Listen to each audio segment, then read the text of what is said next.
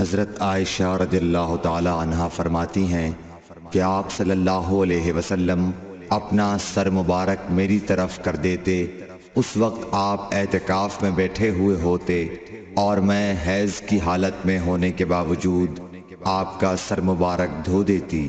صحیح بخاری حدیث نمبر 301۔ حضرت عائشہ رضی اللہ تعالی عنہا نے فرمایا، ہم ازواج میں سے کوئی جب حائضہ ہوتی، اس حالت میں رسول اللہ صلی اللہ علیہ وسلم اگر مباشرت کا ارادہ کرتے، آپ ازار باندھنے کا حکم دے دیتے باوجود حیض کی زیادتی کے، پھر بدن سے بدن ملاتے۔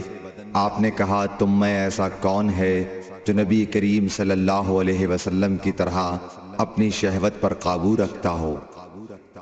صحیح بخاری حدیث نمبر 302۔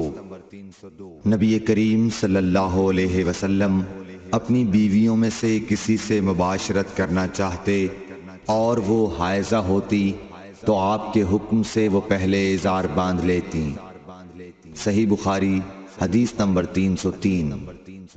رسول کریم صلی اللہ علیہ وسلم عید الاضحیٰ یا عید الفطر میں عیدگاہ تشریف لے گئے۔ وہاں آپ عورتوں کے پاس سے گزرے اور فرمایا، اے عورتوں کی جماعت، صدقہ کرو، کیونکہ میں نے جہنم میں زیادہ تم ہی کو دیکھا ہے۔ انہوں نے کہا، یا رسول اللہ صلی اللہ علیہ وسلم، ایسا کیوں؟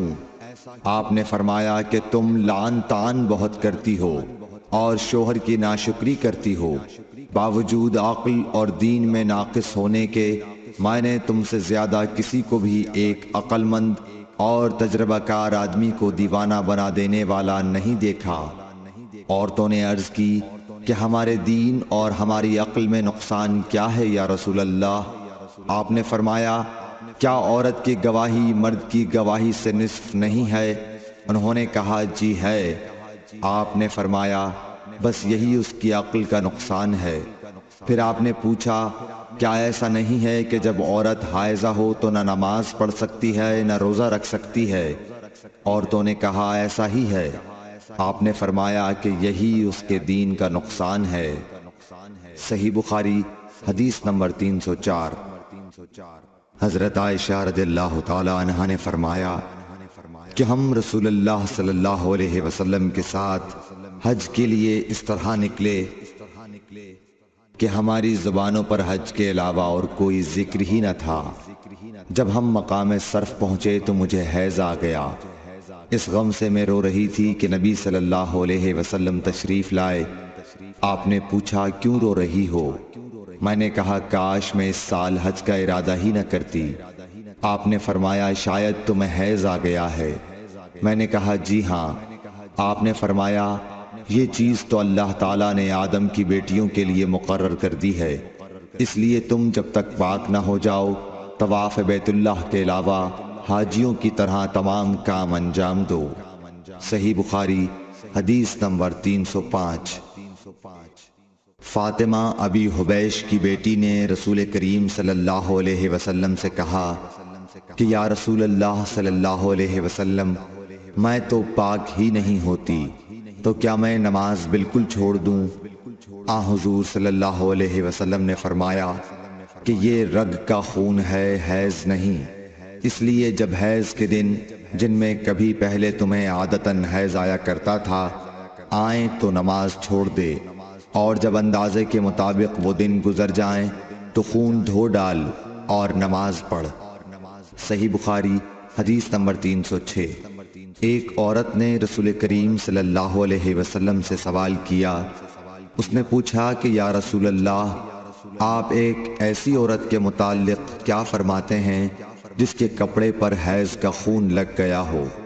تو رسول اللہ صلی اللہ علیہ وسلم نے فرمایا کہ اگر کسی عورت کے کپڑے پر حیض کا خون لگ جائے تو چاہیے کہ اسے رگڑ ڈالے، اس کے بعد اسے پانی سے دھوئے، پھر اس کپڑے میں نماز پڑھ لے۔ صحیح بخاری حدیث نمبر 307۔ حضرت عائشہ رضی اللہ تعالی عنہا نے فرمایا کہ ہمیں حیض آتا تو کپڑے کو پاک کرتے وقت ہم خون کو مل دیتے، پھر اس جگہ کو دھو لیتی اور تمام کپڑے پر پانی بہا دیتی، اور اسے پہن کر نماز پڑھتیں۔ صحیح بخاری حدیث نمبر 308۔ نبی کریم صلی اللہ علیہ وسلم کے ساتھ آپ کی بعض ازواج نے اعتکاف کیا، حالانکہ وہ مستحاضہ تھیں اور انہیں خون آتا تھا، اس لیے خون کی وجہ سے تشت اکثر اپنے نیچے رکھ لیتی۔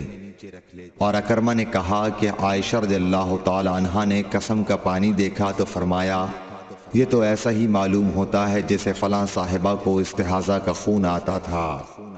صحیح بخاری حدیث نمبر 309۔ حضرت عائشہ رضی اللہ تعالی عنہا نے فرمایا کہ رسول اللہ صلی اللہ علیہ وسلم کے ساتھ آپ کی ازواج میں سے ایک نے اعتکاف کیا، وہ خون اور زردی نکلتے دیکھتی، تشت ان کے نیچے ہوتا اور نماز ادا کرتی تھیں۔ صحیح بخاری حدیث نمبر 310۔ حضرت عائشہ رضی اللہ تعالی عنہا نے فرمایا کہ بعض امہات المومنین نے اعتکاف کیا حالانکہ وہ مستحاضہ تھیں۔ صحیح بخاری حدیث نمبر 311۔ عبداللہ بن ابی نجیح نے مجاہد سے کہا کہ حضرت عائشہ رضی اللہ تعالی عنہا نے فرمایا کہ ہمارے پاس صرف ایک کپڑا ہوتا تھا جسے ہم حیض کے وقت پہنتی تھیں، جب اس میں خون لگ جاتا تو اس پر تھوک ڈال لیتی اور پھر اسے ناخنوں سے مسل دیتی۔ صحیح بخاری حدیث نمبر 312۔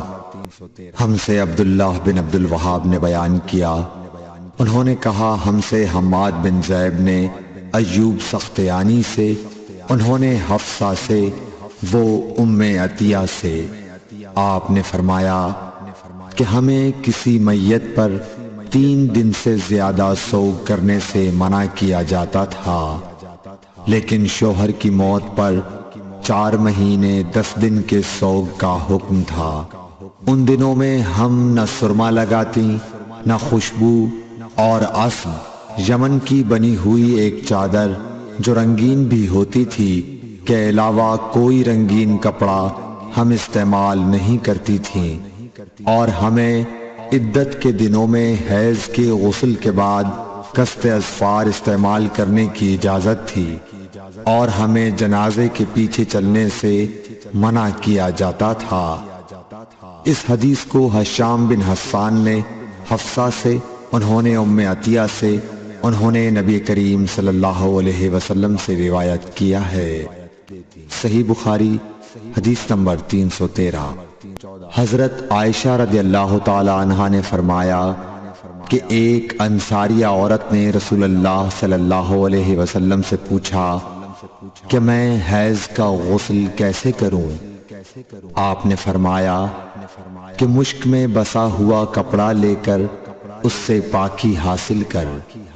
اس نے پوچھا اس سے کس طرح پاکی حاصل کروں؟ آپ نے فرمایا اس سے پاکی حاصل کر۔ اس نے دوبارہ پوچھا کہ کس طرح؟ آپ نے فرمایا سبحان اللہ، پاکی حاصل کر۔ پھر میں نے اسے اپنی طرف کھینچ لیا اور کہا کہ اسے خون لگی ہوئی جگہوں پر پھیر لیا کر۔ صحیح بخاری حدیث نمبر 314۔ حضرت عائشہ رضی اللہ تعالی عنہا نے بیان کیا کہ انصاریہ عورت نے رسول اللہ صلی اللہ علیہ وسلم سے پوچھا کہ میں حیض کا غسل کیسے کروں؟ آپ نے فرمایا کہ ایک مشک میں بسا ہوا کپڑا لے اور پاکی حاصل کر۔ یہ آپ نے 3 دفعہ فرمایا۔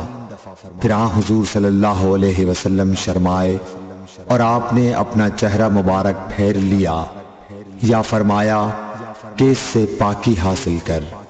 پھر میں نے انہیں پکڑ کر کھینچ لیا اور نبی کریم صلی اللہ علیہ وسلم جو بات کہنا چاہتے تھے وہ میں نے اسے سمجھائی۔ صحیح بخاری حدیث نمبر 315۔ حضرت عائشہ رضی اللہ تعالی عنہا نے بتلایا کہ میں نے نبی کریم صلی اللہ علیہ وسلم کے ساتھ حجۃ الوداع کیا۔ میں تمتع کرنے والوں میں تھی اور ہدی یعنی قربانی کا جانور اپنے ساتھ نہیں لے گئی تھی۔ حضرت عائشہ رضی اللہ تعالی عنہا نے اپنے متعلق بتایا کہ پھر وہ حائضہ ہو گئیں اور عرفہ کی رات آ گئی اور ابھی تک وہ پاک نہیں ہوئی تھیں، اس لیے انہوں نے رسول اللہ صلی اللہ علیہ وسلم سے کہا کہ حضور آج عرفہ کی رات ہے اور میں عمرے کی نیت کر چکی تھی۔ رسول اللہ صلی اللہ علیہ وسلم نے فرمایا کہ اپنے سر کو کھول ڈال اور کنگا کر اور عمرے کو چھوڑ دے۔ میں نے ایسا ہی کیا، پھر میں نے حج پورا کر لیا اور لیلۃ الحصبہ میں عبد الرحمن بن ابو بکر کو حضور صلی اللہ علیہ وسلم نے حکم دیا وہ مجھے اس عمرے کے بدلے میں جس کی نیت میں نے کی تھی تنعیم سے دوسرا عمرہ کرا لائے۔ صحیح بخاری حدیث نمبر 316۔ حضرت عائشہ رضی اللہ تعالی عنہا نے فرمایا ہم ذی الحجہ کا چاند دیکھتے ہی نکلے۔ رسول کریم صلی اللہ علیہ وسلم نے فرمایا کہ جس کا دل چاہے تو اسے عمرے کا احرام باندھ لینا چاہیے، کیونکہ اگر میں حدیث ساتھ نہ لاتا تو میں بھی عمرے کا احرام باندھتا۔ اس پر بعض صحابہ نے عمرے کا احرام باندھا اور بعض نے حج کا۔ میں بھی ان لوگوں میں سے تھی جنہوں نے عمرے کا احرام باندھا تھا، مگر عرفہ کا دن آ گیا اور میں حیض کی حالت میں تھی۔ میں نے نبی کریم صلی اللہ علیہ وسلم سے اس کے متعلق شکایت کی تو آپ نے فرمایا کہ عمرہ چھوڑ اور اپنا سر کھول اور کنگا کر اور حج کا احرام باندھ لے۔ میں نے ایسا ہی کیا، یہاں تک کہ جب حصبہ کی رات آئی تو رسول اللہ صلی اللہ علیہ وسلم نے میرے ساتھ میرے بھائی عبد الرحمن بن ابی بکر کو بھیجا۔ میں تنعیم گئی اور وہاں سے اپنے عمرے کے بدلے دوسرے عمرے کا احرام باندھا۔ حشام نے کہا کہ ان میں سے کسی بات کی وجہ سے بھی نہ حدی واجب ہوئی اور نہ روزہ اور نہ صدقہ۔ تنعیم حد حرم سے قریب 3 میل دور ایک مقام کا نام ہے۔ صحیح بخاری حدیث نمبر 317۔ حضرت انس بن مالک رضی اللہ تعالیٰ عنہ سے روایت ہے نبی کریم صلی اللہ علیہ وسلم نے فرمایا کہ رحم مادر میں اللہ تعالیٰ نے ایک فرشتہ مقرر کیا ہے، وہ کہتا ہے اے رب اب یہ نطفہ ہے، اے رب اب یہ علقہ ہو گیا ہے، اے رب اب یہ مضغہ ہو گیا ہے۔ پھر جب خدا چاہتا ہے کہ اس کی خلقت پوری کرے تو کہتا ہے کہ مذکر یا مؤنث، بدبخت یا نیک بخت، روزی کتنی مقدر ہے اور عمر کتنی، پس ماں کے پیٹ ہی میں یہ تمام باتیں فرشتہ لکھ دیتا ہے۔ صحیح بخاری حدیث نمبر 318۔ حضرت عائشہ رضی اللہ تعالی عنہا فرماتی ہیں کہ ہم نبی کریم صلی اللہ علیہ وسلم کے ساتھ حجۃ الوداع کے سفر میں نکلے۔ ہم میں سے بعض نے عمرے کا احرام باندھا اور بعض نے حج کا۔ پھر ہم مکہ آئے اور حضرت صلی اللہ علیہ وسلم نے فرمایا کہ جس نے عمرے کا احرام باندھا ہو اور حدی ساتھ نہ لایا ہو تو وہ حلال ہو جائے، اور جس نے عمرے کا احرام باندھا ہو اور وہ حدی بھی ساتھ لایا ہو تو وہ حدی کی قربانی سے پہلے حلال نہ ہوگا، اور جس نے حج کا احرام باندھا ہو تو اسے حج پورا کرنا چاہیے۔ عائشہ نے کہا کہ میں حائضہ ہو گئی اور عرفہ کا دن آ گیا، میں نے صرف عمرے کا احرام باندھا تھا، مجھے نبی کریم صلی اللہ علیہ وسلم نے حکم دیا کہ میں اپنا سر کھول لوں، کنگا کر لوں اور حج کا احرام باندھ لوں اور عمرہ چھوڑ دوں۔ میں نے ایسا ہی کیا اور اپنا حج پورا کر لیا۔ پھر میرے ساتھ حضرت صلی اللہ علیہ وسلم نے عبد الرحمن بن ابی بکر کو بھیجا اور مجھ سے فرمایا کہ میں اپنے چھوٹے ہوئے عمرے کے عوض تنعیم سے دوسرا عمرہ کر لوں۔ صحیح بخاری حدیث نمبر 319۔ عبداللہ بن محمد مسندی نے بیان کیا، کہا ہم سے سفیان بن عینیہ نے حشام بن عروہ سے، وہ اپنے باپ سے، وہ حضرت عائشہ رضی اللہ تعالی عنہا سے، کہ فاطمہ بنت ابی حبیش کو استحاضہ کا خون آیا کرتا تھا، تو انہوں نے نبی کریم صلی اللہ علیہ وسلم سے اس کے متعلق پوچھا۔ آپ نے فرمایا کہ یہ رگ کا خون ہے اور حیض نہیں ہے، اس لیے جب حیض کے دن آئیں تو نماز چھوڑ دیا کر، اور جب حیض کے دن گزر جائیں تو غسل کر کے نماز پڑھ لیا کر۔ صحیح بخاری حدیث نمبر 320۔ معاذہ بنت عبداللہ نے کہا کہ ایک عورت نے عائشہ رضی اللہ تعالی عنہا سے پوچھا کہ جس زمانے میں ہم پاک رہتے ہیں حیض سے، کیا ہمارے لیے اسی زمانے کی نماز کافی ہے؟ اس پر عائشہ رضی اللہ تعالی عنہا نے فرمایا کہ کیا تم حروریہ ہو؟ ہم نبی کریم صلی اللہ علیہ وسلم کے زمانے میں حائضہ ہوتی تھیں اور آپ ہمیں نماز کا حکم نہیں دیتے تھے، یا حضرت عائشہ رضی اللہ تعالی عنہا نے یہ فرمایا کہ ہم نماز نہیں پڑھتی تھیں۔ صحیح بخاری حدیث نمبر 321۔ صحیح بخاری حدیث نمبر 322۔ زینب بنت ابی سلمہ سے روایت ہے، انہوں نے بیان کیا کہ ام سلمہ رضی اللہ عنہا نے فرمایا کہ میں نبی کریم صلی اللہ علیہ وسلم کے ساتھ چادر میں لیٹی ہوئی تھی کہ مجھے حیض آ گیا، اس لیے میں چپکے سے نکل آئی اور اپنے حیض کے کپڑے پہن لیے۔ رسول کریم صلی اللہ علیہ وسلم نے فرمایا، کیا تمہیں حیض آ گیا ہے؟ میں نے کہا جی ہاں۔ پھر مجھے آپ نے بلا لیا اور اپنے ساتھ چادر میں داخل کر لیا۔ زینب نے کہا کہ مجھ سے ام سلمہ نے بیان کیا کہ نبی کریم صلی اللہ علیہ وسلم روزے سے ہوتے اور اسی حالت میں ان کا بوسہ لیتے، اور میں نے اور نبی کریم صلی اللہ علیہ وسلم نے ایک ہی برتن میں جنابت کا غسل کیا۔ صحیح بخاری حدیث نمبر 323۔ زینب بنت ابی سلمہ سے روایت ہے کہ ام سلمہ نے بتلایا کہ میں نبی کریم صلی اللہ علیہ وسلم کے ساتھ ایک چادر میں لیٹی ہوئی تھی کہ مجھے حیض آ گیا۔ میں چپکے سے چلی گئی اور حیض کے کپڑے بدل لیے۔ آپ نے پوچھا، کیا تجھ کو حیض آ گیا ہے؟ میں نے کہا جی ہاں۔ پھر مجھے آپ نے بلا لیا اور میں آپ کے ساتھ چادر میں لیٹ گئی۔ صحیح بخاری حدیث نمبر 324۔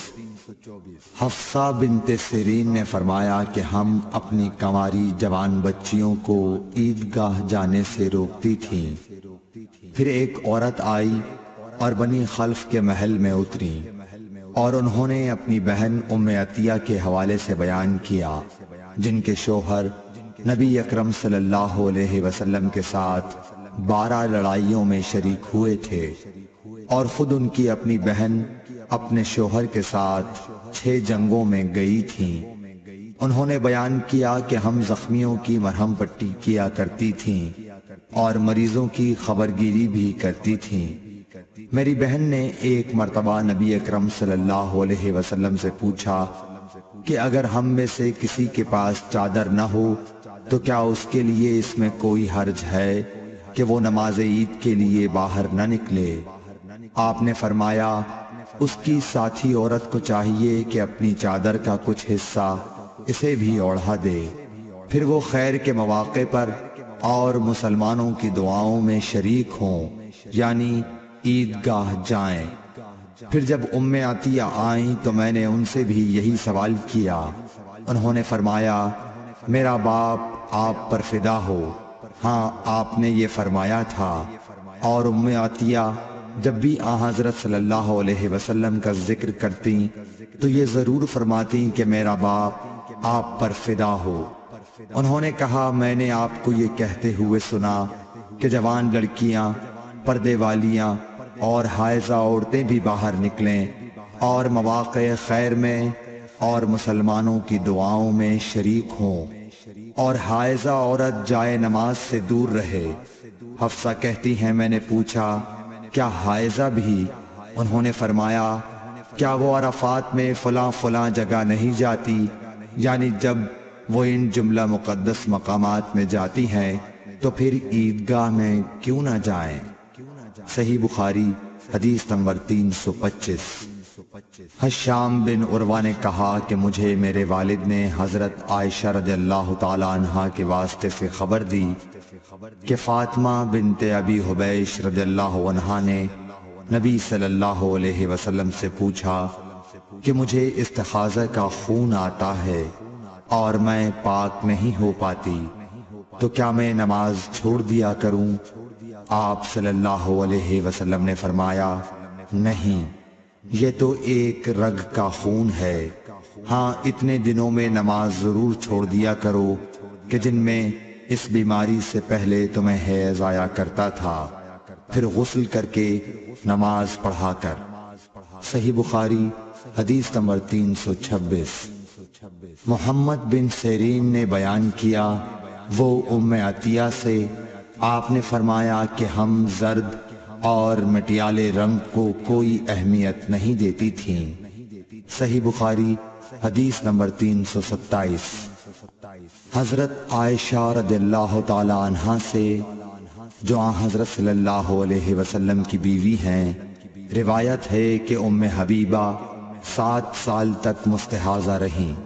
انہوں نے نبی کریم صلی اللہ علیہ وسلم سے اس کے بارے میں پوچھا تو آپ صلی اللہ علیہ وسلم نے انہیں غسل کرنے کا حکم دیا اور فرمایا کہ یہ رگ کی وجہ سے بیماری ہے، پس ام حبیبہ ہر نماز کے لیے غسل کرتی تھیں۔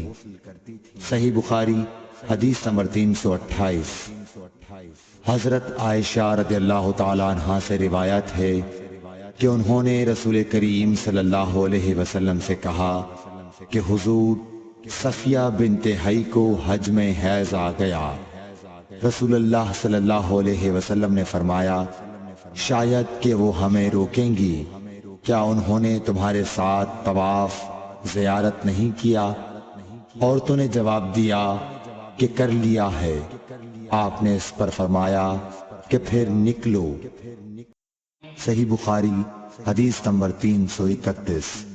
حضرت عائشہ رضی اللہ تعالی عنہا فرماتی ہیں کہ نبی کریم صلی اللہ علیہ وسلم نے فرمایا کہ جب حیض کا زمانہ آئے تو نماز چھوڑ دے، اور جب یہ زمانہ گزر جائے تو خون کو دھو اور نماز پڑھ۔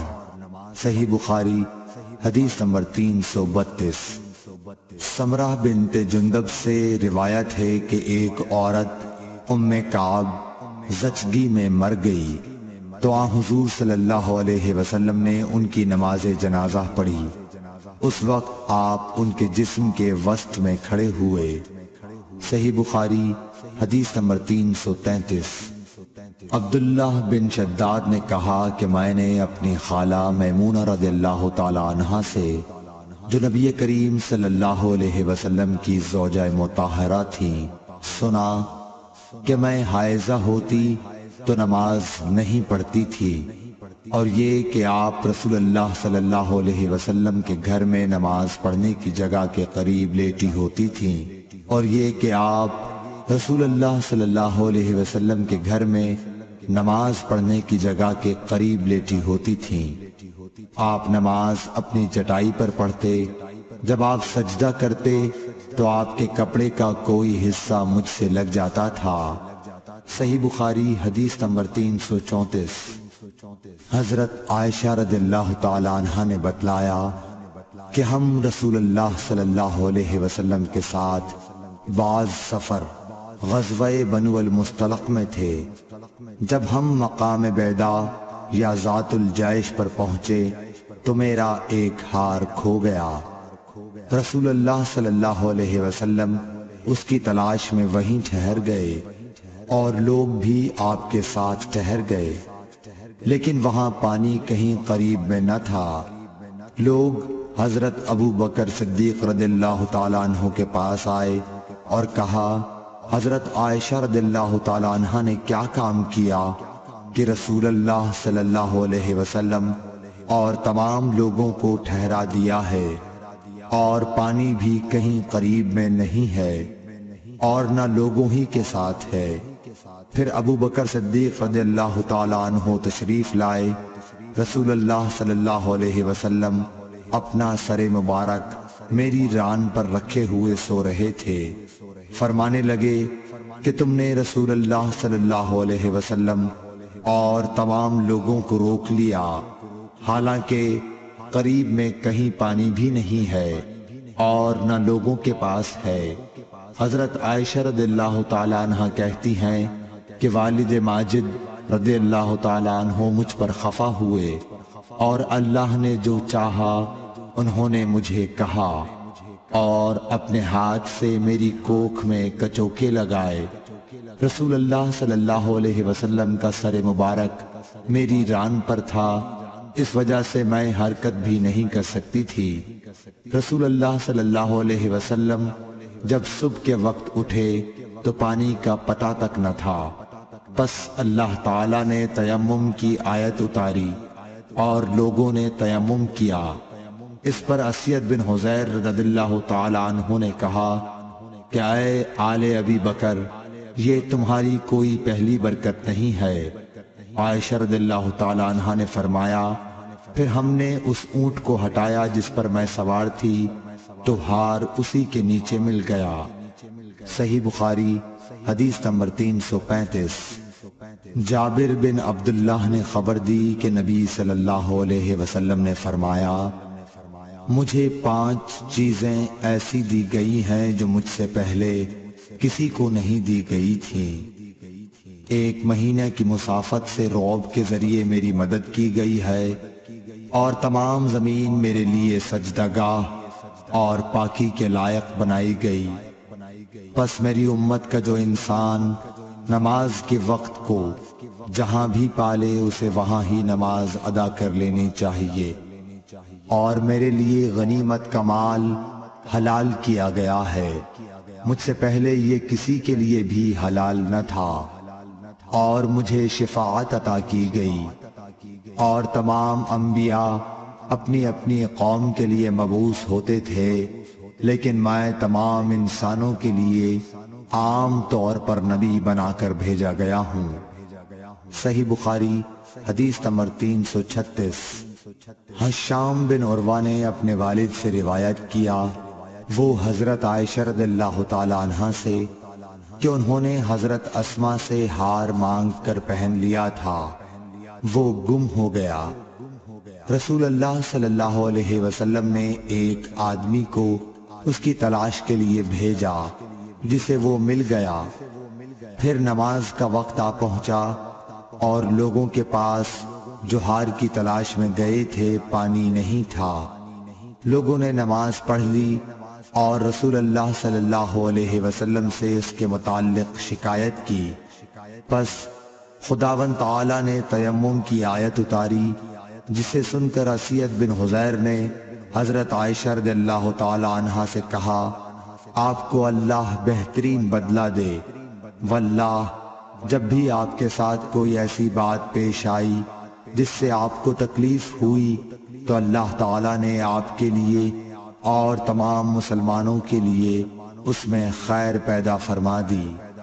صحیح بخاری حدیث نمبر 337۔ ابن عباس رضی اللہ تعالیٰ عنہ کے غلام عمیر بن عبداللہ نے کہا کہ میں اور عبداللہ بن یسار جو کہ حضرت میمونہ رضی اللہ تعالی عنہا زوجہ نبی کریم صلی اللہ علیہ وسلم کے غلام تھے، ابو جہیم بن حارث بن سما انصاری صحابی کے پاس آئے۔ انہوں نے بیان کیا کہ نبی کریم صلی اللہ علیہ وسلم بار جمل کی طرف سے تشریف لا رہے تھے۔ راستے میں ایک شخص نے آپ کو سلام کیا، یعنی خود اسی ابو جہیم نے، لیکن آپ نے جواب نہیں دیا۔ پھر آپ دیوار کے قریب آئے اور اپنے چہرے اور ہاتھوں کا مسح کیا، پھر ان کے سلام کا جواب دیا۔ صحیح بخاری حدیث نمبر 338۔ ایک شخص عمر بن خطاب کے پاس آیا اور عرض کی کہ مجھے غسل کی حاجت ہو گئی اور پانی نہیں ملا، تو میں اب کیا کروں؟ اس پر عمار بن یاسر رضی اللہ تعالیٰ عنہ نے حضرت عمر بن خطاب رضی اللہ تعالیٰ عنہ سے کہا، کیا آپ کو یاد نہیں جب میں اور آپ سفر میں تھے ہم دونوں جنبی ہو گئے، آپ نے تو نماز نہیں پڑھی لیکن میں نے زمین پر لوٹ پوٹ لیا اور نماز پڑھ لی۔ پھر میں نے نبی کریم صلی اللہ علیہ وسلم سے اس کا ذکر کیا تو آپ نے فرمایا کہ تجھے بس اتنا ہی کافی تھا، اور آپ نے اپنے دونوں ہاتھ زمین پر مارے، پھر انہیں پھونکا اور دونوں سے چہرے اور پونچھوں کا مسح کیا۔ صحیح بخاری حدیث نمبر 339۔ عمار بن یاسر نے یہ واقعہ بیان کیا جو پہلے گزر چکا، اور شعبہ نے اپنے ہاتھوں کو زمین پر مارا، پھر انہیں اپنے منہ کے قریب کر لیا اور پھونکا، پھر ان سے اپنے چہرے اور پونچھوں کا مسح کیا۔ اور نضر بن شمیل نے بیان کیا کہ مجھے شعبہ نے خبر دی حکم سے کہ میں نے زر بن عبداللہ سے سنا، وہ سعید بن عبد الرحمن بن ابزہ کے حوالے سے حدیث روایت کرتے تھے۔ حکم نے کہا کہ میں نے یہ حدیث ابن عبد الرحمن بن ابزہ سے سنی، وہ اپنے والد کے حوالے سے بیان کرتے تھے کہ عمار نے کہا جو پہلے مذکور ہوا۔ صحیح بخاری حدیث نمبر 340۔ ابن عبد الرحمن بن ابزہ سے روایت ہے وہ اپنے والد سے کہ وہ حضرت عمر رضی اللہ تعالیٰ عنہ کی خدمت میں حاضر تھے، اور حضرت عمار رضی اللہ تعالیٰ عنہ نے ان سے کہا کہ ہم ایک لشکر میں گئے ہوئے تھے، پس ہم دونوں جنبی ہو گئے، اور اس میں ہے کہ بجائے نفخہ فیہما کے انہوں نے تفل فیہما کہا۔ بسم اللہ الرحمن الرحیم۔ حضرت عمار رضی اللہ تعالیٰ عنہ نے عمر رضی اللہ تعالیٰ عنہ سے کہا کہ میں تو زمین میں لوٹ پوٹ ہو گیا، پھر نبی صلی اللہ علیہ وسلم کی خدمت میں حاضر ہوا تو آپ نے فرمایا کہ تیرے لیے صرف چہرے اور پونچھوں پر مسح کرنا کافی تھا، زمین پر لیٹنے کی ضرورت نہ تھی۔ صحیح بخاری حدیث نمبر 341۔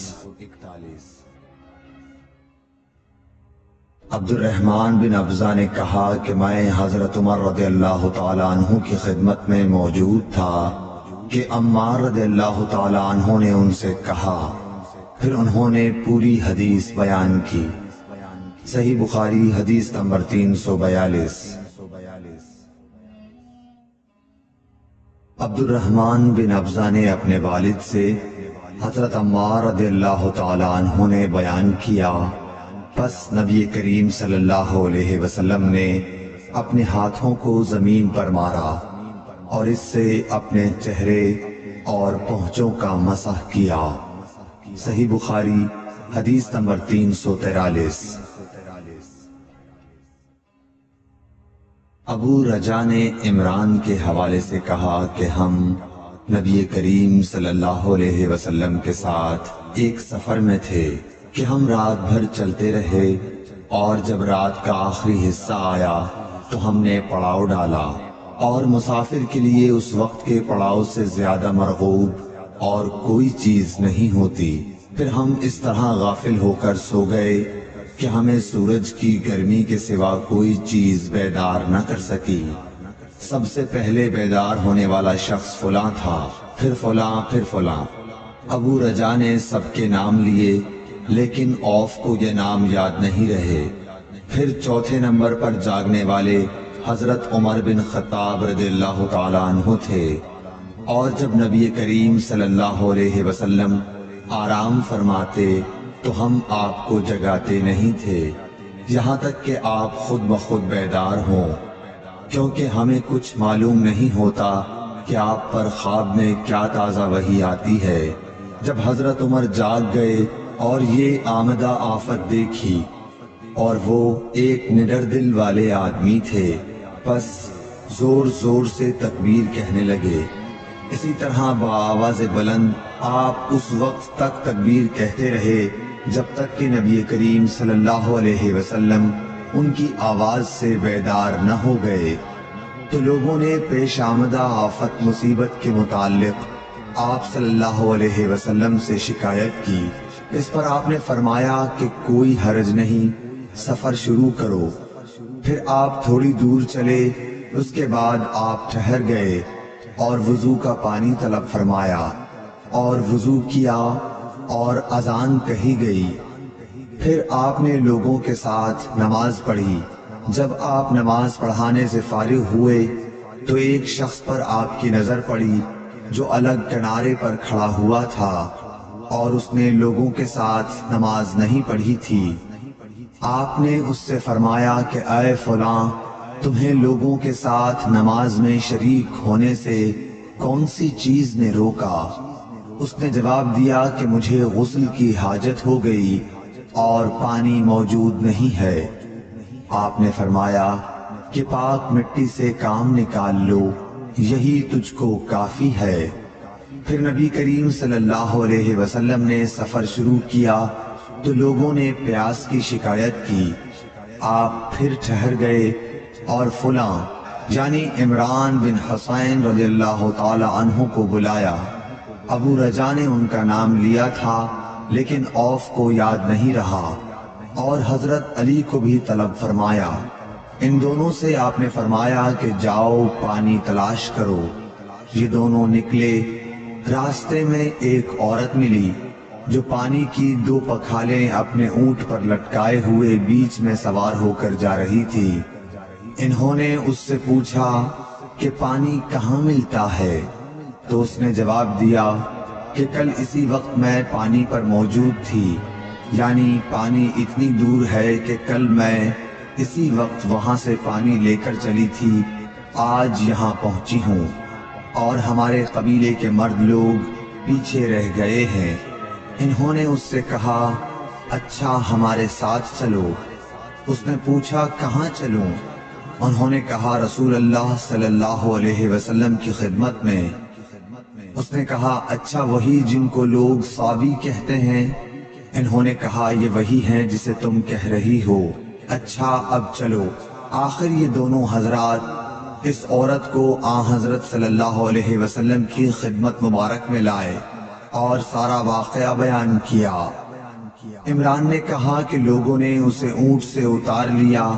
پھر نبی کریم صلی اللہ علیہ وسلم نے ایک برتن طلب فرمایا اور دونوں پکھالوں یا مشکیزوں کے منہ اس برتن میں کھول دیے، پھر ان کا اوپر کا منہ بند کر دیا، اس کے بعد نیچے کا منہ کھول دیا، اور تمام لشکریوں میں منادی کر دی گئی کہ خود بھی سیر ہو کر پانی پئیں اور اپنے تمام جانوروں وغیرہ کو بھی پلا لیں۔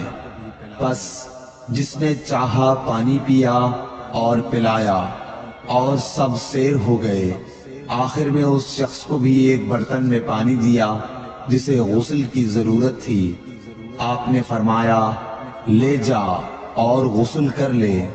وہ عورت کھڑی دیکھ رہی تھی کہ اس کے پانی سے کیا کیا کام لیے جا رہے ہیں، اور خدا کی قسم جب پانی لیا جاتا اور خدا کی قسم جب پانی لیا جانا ان سے بند ہوا تو ہم دیکھ رہے تھے کہ اب مشکیزوں میں پانی پہلے سے بھی زیادہ موجود تھا۔ پھر نبی کریم صلی اللہ علیہ وسلم نے فرمایا کہ کچھ اس کے لیے کھانے کی چیز جمع کرو۔ لوگوں نے اس کے لیے عمدہ قسم کی کھجور، اجوا، آٹا اور ستو اکٹھا کیا، یہاں تک کہ بہت سارا کھانا اس کے لیے جمع ہو گیا۔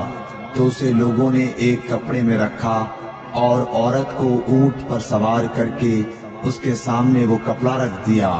رسول اللہ صلی اللہ علیہ وسلم نے اس سے فرمایا کہ تمہیں معلوم ہے کہ ہم نے تمہارے پانی میں کوئی کمی نہیں کی ہے، لیکن اللہ تعالیٰ نے ہمیں سیراب کر دیا۔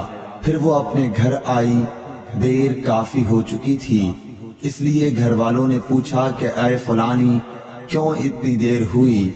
اس نے کہا ایک عجیب بات ہوئی، وہ یہ کہ مجھے 2 آدمی ملے اور وہ مجھے اس شخص کے پاس لے گئے جسے لوگ صابی کہتے ہیں۔ وہاں اس طرح کا واقعہ پیش آیا۔ خدا کی قسم وہ تو اس کے اور اس کے درمیان سب سے بڑا جادوگر ہے۔ اور اس نے بیچ کی انگلی اور شہادت کی انگلی آسمان کی طرف اٹھا کر اشارہ کیا۔ اس کی مراد آسمان اور زمین سے تھی، یا پھر وہ واقعی اللہ کا رسول ہے۔ اس کے بعد مسلمان اس قبیلے کے دور و نزدیک کے مشرکین پر حملے کیا کرتے تھے، لیکن اس گھرانے کو جس سے اس عورت کا تعلق تھا کوئی نقصان نہیں پہنچاتے تھے۔ یہ اچھا برتاؤ دیکھ کر ایک دن اس عورت نے اپنی قوم سے کہا کہ میرا خیال ہے کہ یہ لوگ تمہیں جان بوجھ کر چھوڑ دیتے ہیں، تو کیا تمہیں اسلام کی طرف کچھ رغبت ہے؟ قوم نے عورت کی بات مان لی اور اسلام لے آئی۔ حضرت ابو عبداللہ امام بخاری رحمۃ اللہ علیہ نے فرمایا کہ سبا کے معنی ہیں اپنا دین چھوڑ کر دوسرے کے دین میں چلا گیا۔ اور ابو العالیہ نے کہا ہے کہ صائبین اہل کتاب کا ایک فرقہ ہے جو زبور پڑھتے ہیں، اور سورہ یوسف میں جو عصب کا لفظ ہے وہاں بھی اس کے معنی عمل کے ہیں۔ صحیح بخاری حدیث نمبر 344۔ ابو موسیٰ نے عبداللہ بن مسعود سے کہا کہ اگر غسل کی حاجت ہو اور پانی نہ ملے تو کیا نماز نہ پڑھی جائے؟ عبداللہ نے فرمایا ہاں، اگر مجھے 1 مہینے تک بھی پانی نہ ملے گا تو میں نماز نہ پڑھوں گا۔ اگر اس میں لوگوں کو اجازت دے دی جائے تو سردی معلوم کر کے بھی لوگ تیمم سے نماز پڑھ لیں گے۔ ابو موسیٰ کہتے ہیں کہ میں نے کہا کہ پھر حضرت عمر رضی اللہ تعالیٰ عنہ کے سامنے حضرت عمار رضی اللہ تعالیٰ عنہ کے قول کا کیا جواب ہوگا؟ بولے کہ مجھے تو نہیں معلوم ہے کہ عمر رضی اللہ تعالیٰ عنہ عمار رضی اللہ تعالیٰ عنہ کی بات سے مطمئن ہو گئے تھے۔ صحیح بخاری حدیث نمبر 345۔ ابو موسیٰ نے پوچھا کہ ابو عبد الرحمن آپ کا کیا خیال ہے کہ اگر کسی کو غسل کی حاجت ہو اور پانی نہ ملے تو وہ کیا کرے؟ عبداللہ نے فرمایا کہ اسے نماز نہ پڑھنی چاہیے جب تک اسے پانی نہ مل جائے۔ ابو موسیٰ نے کہا کہ پھر عمار کی اس روایت کا کیا ہوگا جبکہ نبی کریم صلی اللہ علیہ وسلم نے ان سے کہا تھا کہ تمہیں صرف ہاتھ اور منہ کا تیمم کافی تھا۔ ابن مسعود نے فرمایا کہ تم عمر کو نہیں دیکھتے کہ وہ عمار کی اس بات پر مطمئن نہیں ہوئے تھے۔ پھر ابو موسیٰ نے کہا کہ اچھا عمار کی بات کو چھوڑو، لیکن اس آیت کا کیا جواب دو گے جس میں جنابت میں تیمم کرنے کی واضح اجازت موجود ہے؟ عبداللہ بن مسعود اس کا کوئی جواب نہ دے سکے، صرف یہ کہا کہ اگر ہم اس کی بھی لوگوں کو اجازت دے دیں تو ان کا حال یہ ہو جائے گا کہ اگر کسی کو پانی ٹھنڈا معلوم ہوا تو اسے چھوڑ دیا کرے گا اور تیمم کر لیا کرے گا۔ اعمش کہتے ہیں کہ میں نے شفیق سے کہا کہ گویا عبداللہ نے اس وجہ سے یہ صورت ناپسند کی تھی، تو انہوں نے جواب دیا کہ ہاں۔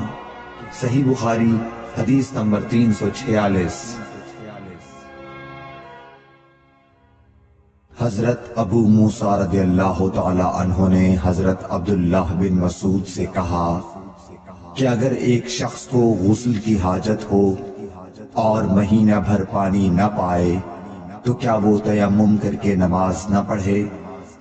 شفیق کہتے ہیں کہ حضرت عبداللہ بن مسعود نے جواب دیا کہ وہ تیمم نہ کرے اگرچہ وہ 1 مہینے تک پانی نہ پائے اور نماز موقوف رکھے۔ ابو موسیٰ نے اس پر کہا کہ پھر سورہ مائدہ کی اس آیت کا کیا مطلب ہوگا؟ اگر تم پانی نہ پاؤ تو پاک مٹی پر تیمم کر لو۔ حضرت عبداللہ بن مسعود بولے کہ اگر لوگوں کو اس کی اجازت دے دی جائے تو جلد ہی یہ حال ہو جائے گا کہ جب ان کو پانی ٹھنڈا معلوم ہوگا تو وہ مٹی سے تیمم ہی کر لیں گے۔ اعمش نے کہا میں نے شفیق سے کہا تو تم نے جنبی کے لیے تیمم اس لیے برا جانا؟ انہوں نے کہا ہاں۔ پھر حضرت ابو موسیٰ اشعری رضی اللہ تعالیٰ عنہ نے فرمایا کہ کیا آپ کو حضرت عمار کا حضرت عمر بن خطاب رضی اللہ تعالیٰ عنہ کے سامنے یہ قول معلوم نہیں کہ مجھے رسول اللہ صلی اللہ علیہ وسلم نے کسی کام کے لیے بھیجا تھا؟ سفر میں مجھے غسل کی ضرورت ہو گئی لیکن پانی نہیں ملا، اس لیے میں مٹی میں جانور کی طرح لوٹ پوٹ لیا۔ پھر میں نے رسول اللہ صلی اللہ علیہ وسلم سے اس کا ذکر کیا تو آپ نے فرمایا کہ تمہارے لیے صرف اتنا کرنا کافی تھا، اور آپ نے اپنے ہاتھوں کو زمین پر ایک مرتبہ مارا، پھر ان کو جھاڑ کر بائیں ہاتھ سے داہنے کی پشت کو مل لیا، یا بائیں ہاتھ کا داہنے ہاتھ سے مسح کیا، پھر دونوں ہاتھوں سے چہرے کا مسح کیا۔ عبداللہ نے اس کا جواب دیا کہ آپ عمر کو نہیں دیکھتے کہ انہوں نے عمار کی بات پر قناعت نہیں کی تھی؟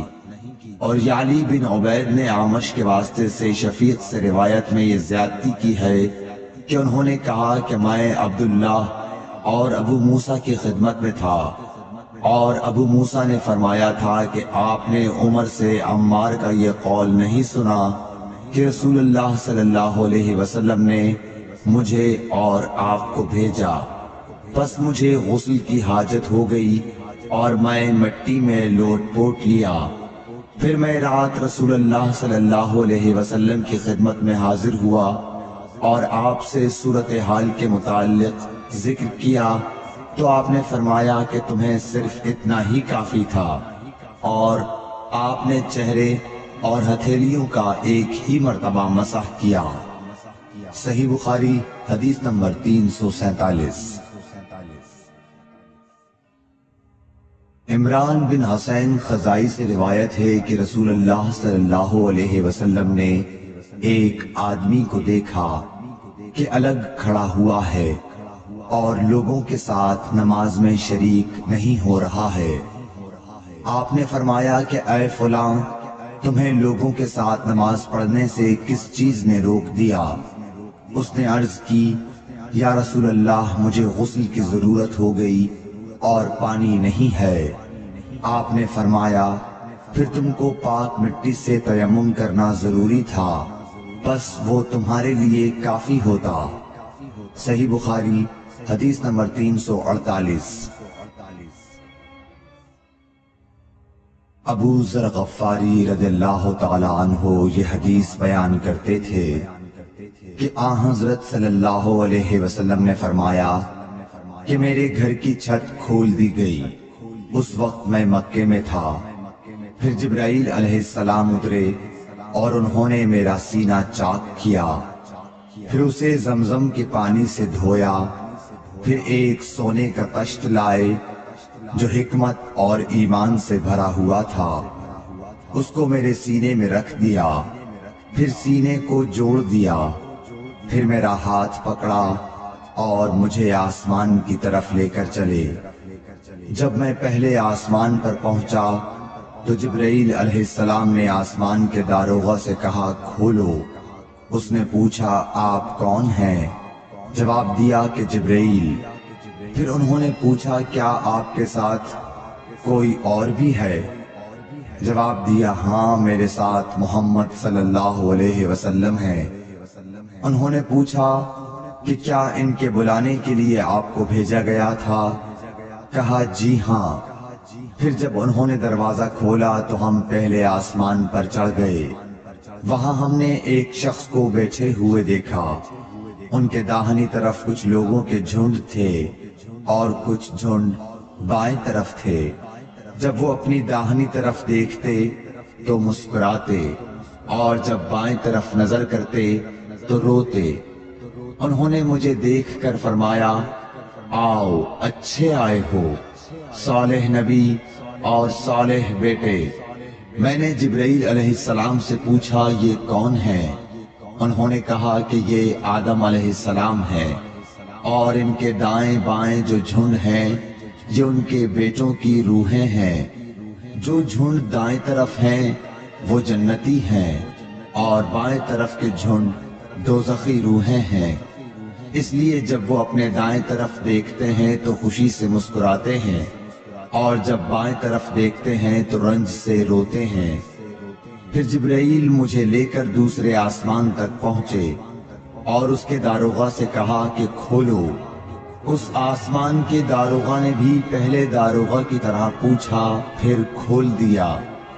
حضرت انس رضی اللہ تعالی عنہ نے کہا کہ ابو ذر نے ذکر کیا کہ آپ صلی اللہ علیہ وسلم یعنی نبی صلی اللہ علیہ وسلم نے آسمان پر آدم، ادریس، موسیٰ، عیسیٰ اور ابراہیم علیہ السلام کو موجود پایا، اور ابو ذر نے ہر ایک کا ٹھکانہ نہیں بیان کیا، البتہ اتنا بیان کیا کہ حضور صلی اللہ علیہ وسلم نے حضرت آدم کو پہلے آسمان پر پایا اور حضرت ابراہیم کو چھٹے آسمان پر۔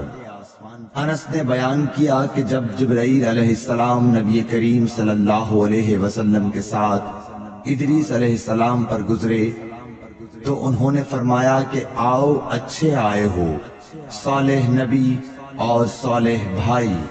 میں نے پوچھا یہ کون ہے؟ جواب دیا کہ یہ ادریس علیہ السلام۔ پھر موسیٰ علیہ السلام تک پہنچا، انہوں نے فرمایا آؤ اچھے آئے ہو، صالح نبی اور صالح بھائی۔ میں نے پوچھا یہ کون ہیں؟ جبرائیل نے بتایا کہ یہ موسیٰ ہیں۔ پھر میں عیسیٰ علیہ السلام تک پہنچا، انہوں نے کہا آؤ اچھے آئے ہو، صالح نبی اور صالح بھائی۔ میں نے پوچھا یہ کون ہیں؟ جبرائیل علیہ السلام نے بتایا کہ یہ عیسیٰ ہیں۔ پھر میں ابراہیم علیہ السلام تک پہنچا، انہوں نے فرمایا آؤ اچھے آئے ہو، صالح نبی اور صالح بیٹے۔ میں نے پوچھا یہ کون ہیں؟ جبرائیل علیہ السلام نے بتایا کہ یہ حضرت ابراہیم علیہ السلام ہیں۔ ابن شہاب نے کہا کہ مجھے ابو بکر بن حزم نے خبر دی کہ عبداللہ بن عباس اور ابو حوا الانصاری رضی اللہ عنہم کہا کرتے تھے کہ نبی کریم صلی اللہ علیہ وسلم نے فرمایا، پھر مجھے جبرائیل لے کر چڑھے۔ اب میں اس بلند مقام تک پہنچ گیا جہاں میں نے قلم کی آواز سنی جو لکھنے والے فرشتوں کے قلموں کی آواز تھی۔ ابن حزم نے اپنے شیخ سے اور انس بن مالک نے ابو ذر سے نقل کیا کہ نبی کریم صلی اللہ علیہ وسلم نے فرمایا، بس اللہ تعالیٰ نے میری امت پر 50 وقت کی نمازیں فرض کی۔ میں یہ حکم لے کر واپس لوٹا۔ جب موسیٰ علیہ السلام تک پہنچا تو انہوں نے پوچھا کہ آپ کی امت پر اللہ نے کیا فرض کیا ہے؟ میں نے کہا کہ 50 وقت کی نمازیں فرض کی ہیں۔ انہوں نے فرمایا آپ واپس اپنے رب کی بارگاہ میں جائیے، کیونکہ آپ کی امت اتنی نمازوں کو ادا کرنے کی طاقت نہیں رکھتی ہے۔ میں واپس بارگاہ رب العزت میں گیا تو اللہ نے اس میں سے ایک حصہ کم کر دیا۔ پھر موسیٰ علیہ السلام کے پاس آیا اور کہا کہ ایک حصہ کم کر دیا گیا ہے۔ انہوں نے کہا کہ دوبارہ جائیے، کیونکہ آپ کی امت میں اس کی برداشت کی بھی طاقت نہیں ہے۔ پھر میں بارگاہ رب العزت میں حاضر ہوا، پھر ایک حصہ کم ہوا۔ جب موسیٰ کے پاس پہنچا تو انہوں نے فرمایا کہ اپنے رب کی بارگاہ میں پھر جائیے، کیونکہ آپ کی امت اس کو بھی برداشت نہ کر سکے گی۔ پھر میں بار بار آیا گیا، بس اللہ تعالیٰ نے فرمایا کہ یہ نمازیں عمل میں 5 ہیں اور ثواب میں 50 کے برابر ہیں، میری بات بدلی نہیں جاتی۔ اب میں موسیٰ کے پاس آیا تو انہوں نے پھر کہا کہ اپنے رب کے پاس جاؤ، لیکن میں نے کہا کہ مجھے اپنے رب سے شرم آتی ہے۔ پھر جبرائیل مجھے سدرۃ المنتہا تک لے گئے، جسے کئی طرح کے رنگوں نے ڈھانک رکھا تھا، جن کے متعلق مجھے معلوم نہیں ہوا کہ وہ کیا ہیں۔ اب کے بعد مجھے جنت میں لے جایا گیا۔ میں نے دیکھا کہ اس میں موتیوں کے ہار ہیں اور اس کی مٹی مشک کی ہے۔ صحیح بخاری حدیث نمبر 349۔ حضرت عائشہ صدیقہ رضی اللہ تعالی عنہ نے فرمایا کہ اللہ تعالیٰ نے پہلے نماز میں 2 رکعت فرض کی تھی، سفر میں بھی اور اقامت کی حالت میں بھی۔ پھر سفر کی نماز تو اپنی اصلی حالت پر باقی رکھی گئی اور حالت اقامت کی نمازوں میں زیادتی کر دی گئی۔ صحیح بخاری حدیث نمبر 350۔ ام عطیہ سے روایت ہے، انہوں نے فرمایا کہ ہمیں حکم ہوا کہ ہم عیدین کے دن حائضہ اور پردہ نشین عورتوں کو بھی باہر لے جائیں تاکہ وہ مسلمانوں کے اجتماع اور ان کی دعاؤں میں شریک ہو سکیں۔ البتہ حائضہ عورتوں کو نماز پڑھنے کی جگہ سے دور رکھیں۔ ایک عورت نے کہا، یا رسول اللہ، ہم میں بعض عورتیں ایسی بھی ہوتی ہیں جن کے پاس پردہ کرنے کے لیے چادر نہیں ہوتی۔ آپ نے فرمایا کہ اس کی ساتھی عورت اپنی چادر کا ایک حصہ اسے اوڑھا دے۔ اور عبداللہ بن رجاء نے کہا، ہم سے عمران قطان نے بیان کیا، کہا ہم سے محمد بن سیرین نے، کہا ہم سے ام عطیہ نے، میں نے آن حضرت صلی اللہ علیہ وسلم سے سنا اور یہی حدیث بیان کی۔ صحیح بخاری حدیث نمبر 351۔ حضرت جابر بن عبداللہ رضی اللہ تعالی عنہ نے تہبند باندھ کر نماز پڑھی جسے انہوں نے سر تک باندھ رکھا تھا اور آپ کے کپڑے کھوٹی پر لٹکے ہوئے تھے۔ ایک کہنے والے نے کہا کہ آپ ایک تہبند میں نماز پڑھتے ہیں۔ آپ نے جواب دیا کہ میں نے ایسا اس لیے کیا کہ تجھ جیسا کوئی احمق مجھے دیکھے۔ بھلا رسول اللہ صلی اللہ علیہ وسلم کے زمانے میں 2 کپڑے بھی کس کے پاس تھے؟ صحیح بخاری حدیث نمبر 352۔ محمد بن منقدر نے کہا کہ میں نے جابر رضی اللہ تعالیٰ عنہ کو ایک کپڑے میں نماز پڑھتے دیکھا اور انہوں نے بتلایا کہ میں نے نبی صلی اللہ علیہ وسلم کو بھی ایک ہی کپڑے میں نماز پڑھتے دیکھا تھا۔ صحیح بخاری حدیث نمبر 353۔ عمر بن ابی سلمہ سے روایت ہے کہ نبی کریم صلی اللہ علیہ وسلم نے ایک کپڑے میں نماز پڑھی اور آپ نے کپڑے کے دونوں کناروں کو مخالف طرف کے کندھے پر ڈال لیا۔ صحیح بخاری حدیث نمبر 354۔ عمر بن ابی سلمہ سے روایت ہے کہ نبی کریم صلی اللہ علیہ وسلم کو ام سلمہ کے گھر میں ایک کپڑے میں نماز پڑھتے دیکھا۔ کپڑے کے دونوں کناروں کو آپ نے دونوں کندھوں پر ڈال رکھا تھا۔ صحیح بخاری حدیث نمبر 355۔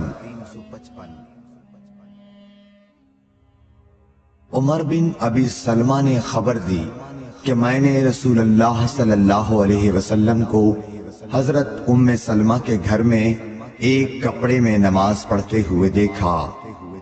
آپ اسے لپیٹے ہوئے تھے اور اس کے دونوں کناروں کو دونوں کندھوں پر ڈالے ہوئے تھے۔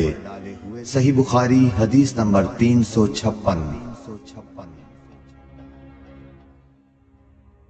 ام ہانی بنت ابی طالب کے غلام ابو مرہ یزید نے بیان کیا کہ انہوں نے ام ہانی بنت ابی طالب سے یہ سنا۔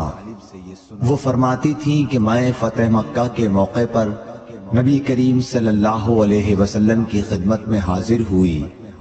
میں نے دیکھا کہ آپ غسل کر رہے ہیں اور آپ کی صاحبزادی فاطمہ پردہ کیے ہوئے ہیں۔ انہوں نے کہا کہ میں نے حضور صلی اللہ علیہ وسلم کو سلام کیا۔ آپ نے پوچھا کہ کون ہے؟ میں نے بتایا کہ ام ہانی بنت ابی طالب ہوں۔ آپ نے فرمایا اچھی آئی ہو ام ہانی۔ پھر جب آپ نہانے سے فارغ ہو گئے تو اٹھے اور 8 رکعت نماز پڑھی ایک ہی کپڑے میں لپٹ کر۔ جب آپ نماز پڑھ چکے تو میں نے عرض کی کہ یا رسول اللہ صلی اللہ علیہ وسلم، میرے ماں کے بیٹے حضرت علی بن ابی طالب کا دعویٰ ہے کہ وہ ایک شخص کو ضرور قتل کرے گا، حالانکہ میں نے اسے پناہ دے رکھی ہے۔ یہ میرے خاوند حبیرہ کا فلاں بیٹا ہے۔ رسول کریم صلی اللہ علیہ وسلم نے فرمایا کہ ام ہانی جسے تم نے پناہ دے دی، ہم نے بھی اسے پناہ دے دی۔ ام ہانی نے کہا کہ یہ نماز چاشت تھی۔ صحیح بخاری حدیث نمبر 357۔ سعید بن مسیب سے روایت ہے، وہ حضرت ابو ہریرہ رضی اللہ تعالیٰ عنہ سے کہ ایک پوچھنے والے نے رسول اللہ صلی اللہ علیہ وسلم سے ایک کپڑے میں نماز پڑھنے کے متعلق پوچھا تو آپ صلی اللہ علیہ وسلم نے فرمایا، کچھ برا نہیں، بھلا کیا تم سب میں ہر شخص کے پاس 2 کپڑے ہیں؟ صحیح بخاری حدیث نمبر 358۔ حضرت ابو ہریرہ رضی اللہ تعالیٰ عنہ سے روایت ہے کہ رسول اللہ صلی اللہ علیہ وسلم نے فرمایا کہ کسی شخص کو بھی ایک کپڑے میں نماز اس طرح نہ پڑھنی چاہیے کہ اس کے کندھوں پر کچھ نہ ہو۔ صحیح بخاری حدیث نمبر 359۔ حضرت ابو ہریرہ رضی اللہ تعالیٰ عنہ فرماتے تھے، میں اس کی گواہی دیتا ہوں کہ رسول اللہ صلی اللہ علیہ وسلم کو میں نے یہ ارشاد فرماتے سنا تھا کہ جو شخص ایک کپڑے میں نماز پڑھے اسے کپڑے کے دونوں کناروں کو اس کے مخالف سمت کے کندھے پر ڈال لینا چاہیے۔ صحیح بخاری حدیث نمبر 360۔ ہم سے یحییٰ بن صالح نے بیان کیا، کہا ہم سے فلیح بن سلیمان نے، وہ سعید بن حارث سے، کہا ہم نے جابر بن عبداللہ سے ایک کپڑے میں نماز پڑھنے کے بارے میں پوچھا تو آپ نے فرمایا کہ میں نبی کریم صلی اللہ علیہ وسلم کے ساتھ ایک سفر غزوہ بوات میں گیا، ایک رات میں کسی ضرورت کی وجہ سے آپ کے پاس آیا، میں نے دیکھا کہ آپ صلی اللہ علیہ وسلم نماز میں مشغول ہیں۔ اس وقت میرے بدن پر صرف ایک ہی کپڑا تھا، اس لیے میں نے اسے لپیٹ لیا اور آپ کے بازو میں ہو کر میں بھی نماز میں شریک ہو گیا۔ جب آپ نماز سے فارغ ہوئے تو دریافت فرمایا، جابر اس رات کے وقت کیسے آئے؟ میں نے آپ صلی اللہ علیہ وسلم سے اپنی ضرورت کے متعلق کہا۔ جب میں فارغ ہو گیا تو آپ نے پوچھا کہ یہ تم نے کیا لپیٹ رکھا تھا جسے میں نے دیکھا؟ میں نے عرض کی کہ ایک ہی کپڑا تھا، اس طرح نہ لپیٹتا تو کیا کرتا؟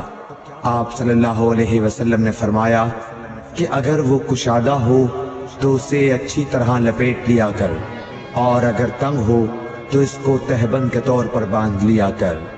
صحیح بخاری حدیث نمبر 361۔ ابو حازم سلمہ بن دینار نے بیان کیا سہل بن سعد سعدی سے، انہوں نے کہا کہ کئی آدمی نبی کریم صلی اللہ علیہ وسلم کے ساتھ بچوں کی طرح اپنی گردنوں پر ازارے باندھے ہوئے نماز پڑھتے تھے، اور عورتوں کو آپ کے زمانے میں حکم تھا کہ اپنے سروں کو سجدے سے اس وقت تک نہ اٹھائیں جب تک مرد سیدھے ہو کر بیٹھ نہ جائیں۔ صحیح بخاری حدیث نمبر 362۔